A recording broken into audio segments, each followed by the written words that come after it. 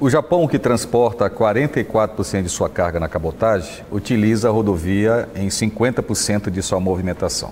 A União Europeia, esse índice é 49%. Nos Estados Unidos, transporte rodoviário, 43% da sua movimentação doméstica. Aqui no Brasil, o frete rodoviário é, em média, 20% a 30% maior do que o frete da cabotagem. Então, isto pode ter um impacto grande no custo de mercadoria e das empresas. Voltamos a conversar com nossos convidados. E agora eu pergunto, o desenvolvimento e crescimento da cabotagem vai de fato beneficiar a todos, Fabiola?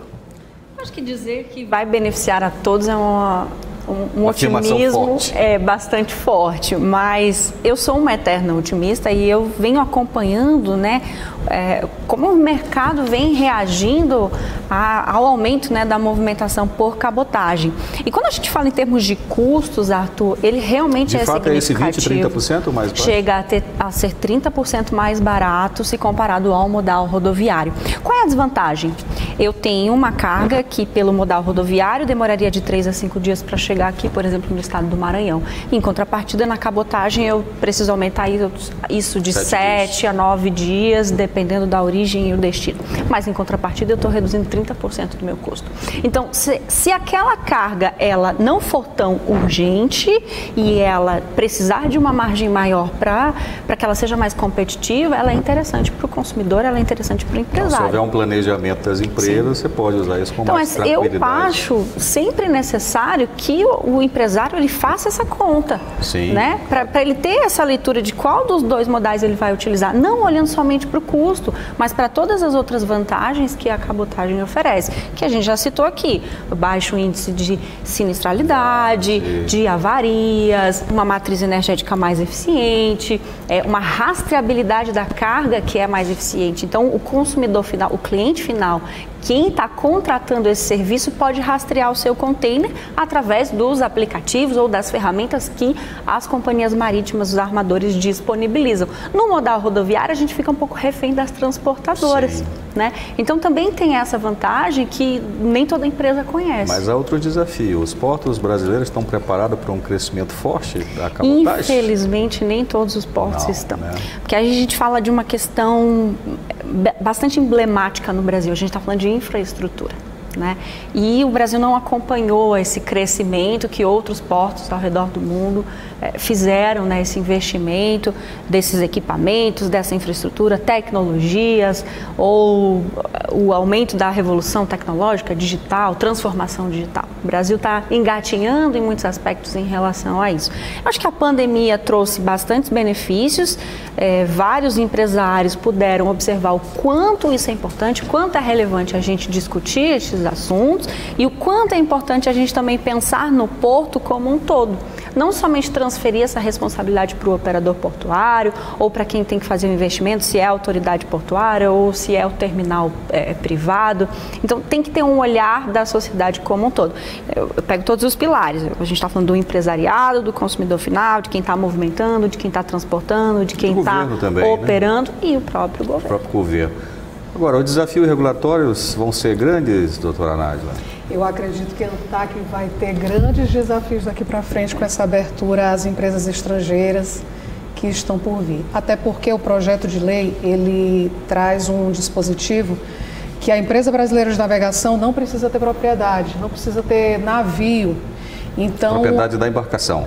Não precisa ter propriedade da embarcação aqui operando na cabotagem. Então, as agências reguladoras vão ter, e é como o próprio Marcelo falou, que fica no meio ali do usuário com os demais intervenientes, incluindo as empresas de navegação, as empresas de transporte marítimo. De um lado, eles alegam excesso de fiscalização e do outro, a falta de fiscalização. Então, eu acho que o direito regulatório aí vai passar por grandes transformações, sim, daqui a alguns anos. E além desses desafios, Marcelo, o que você enxerga que vai acontecer? Falamos de muitos benefícios aqui, começamos a falar das dificuldades que vão ter, da dificuldade dos portos, né, de movimentar cargas, acho que principalmente as containerizadas, né, Fabiola? Principalmente. Que demanda uma mão de obra mais qualificada, eu diria até que o baixo índice de automação dos portos nacionais. O que você vê mais, Marcelo, assim, de desafios? Só para a gente olhar esse mercado de cabotagem um pouco de cima, né? Desses 11%, né, do total de carga que é movimentado anualmente no país pela cabotagem, 70% disso é petróleo e derivados, né? Sim. Então, o que resta aí a gente tem... E boa parte é de plataforma para a terra, né? Exatamente. E aí a gente tem aí o restante, né, de container, né, que é um mercado também à parte, que exige regularidade na prestação de serviço, né? O container é mais ou menos um ônibus, né, de passageiro. Sim. Ele tem hora para passar, ele tem hora para chegar, né? Não pode ficar atrás de embarcação para afretar, circularizando, como a gente faz, como uma obrigação legal, né, na ANTAQ, para poder achar uma embarcação para prestar o serviço. Não, tanto que a maior parte, grande parte, né, do serviço de cabotagem é prestado por empresas de navegação brasileira que têm navios de sua posse, navios de bandeira brasileira, tá? São 11 navios de bandeira brasileira e 8, 9 que são afretados, são estrangeiros afretados, né?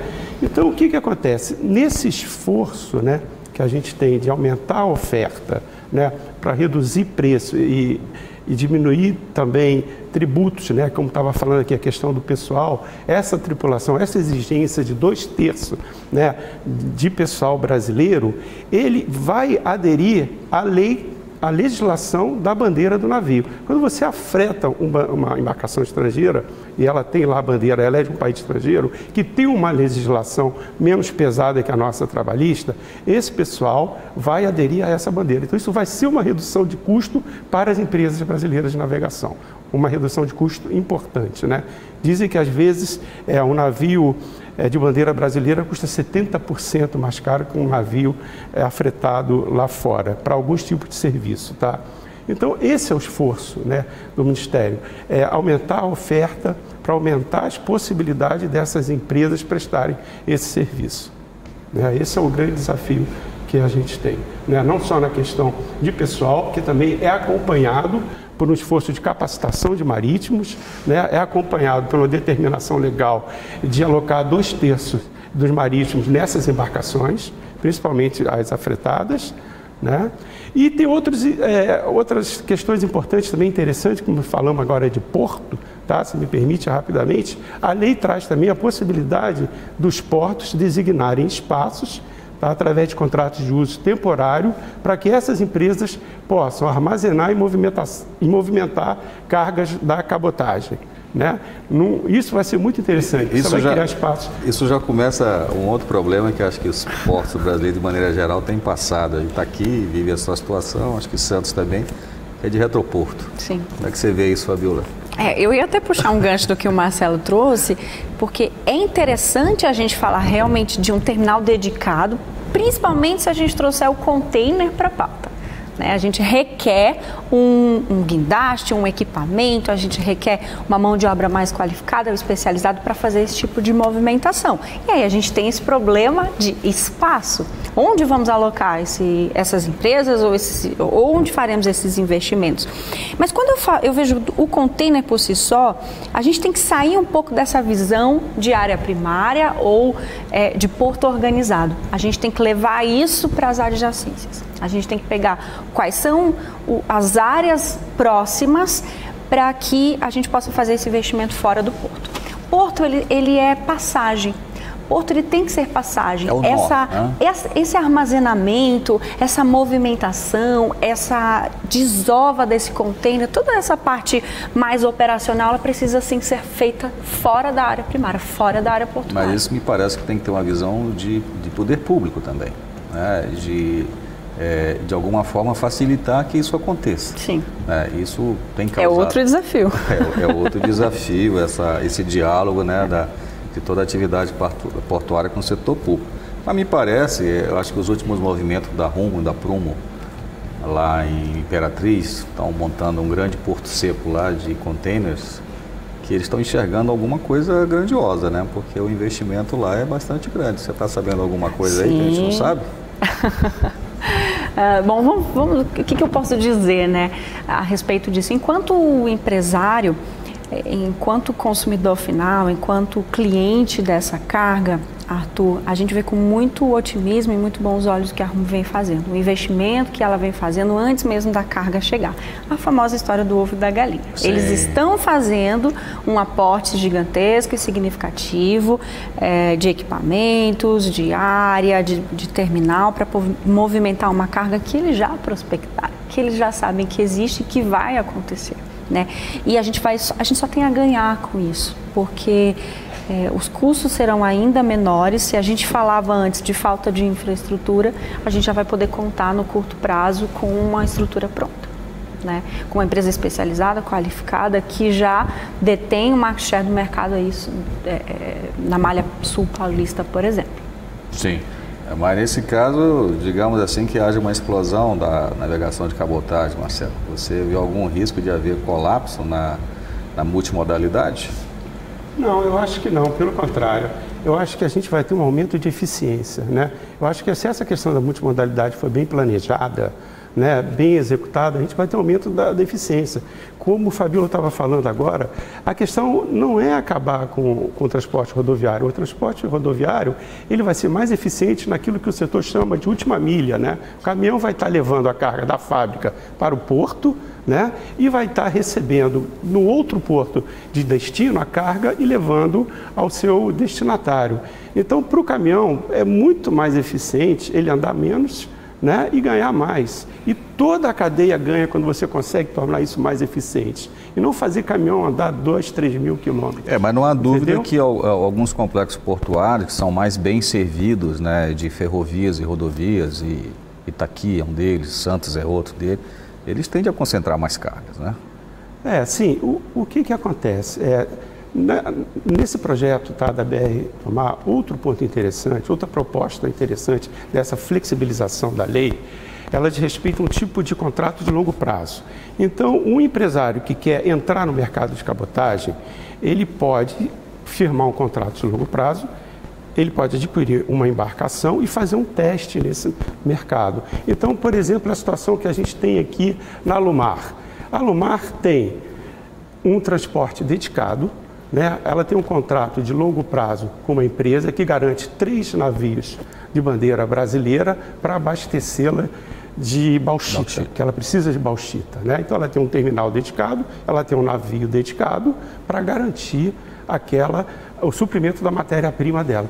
Então esse tipo de contrato, ele vai ser muito importante nesse novo horizonte, porque você pode permitir a empreendedores experimentar esses mercados. Outra modalidade de flexibilidade na legislação diz respeito também a operações especiais. Por exemplo, aqui no Brasil, nós não temos embarcação de roll-off. De repente, alguém pode se interessar e fazer.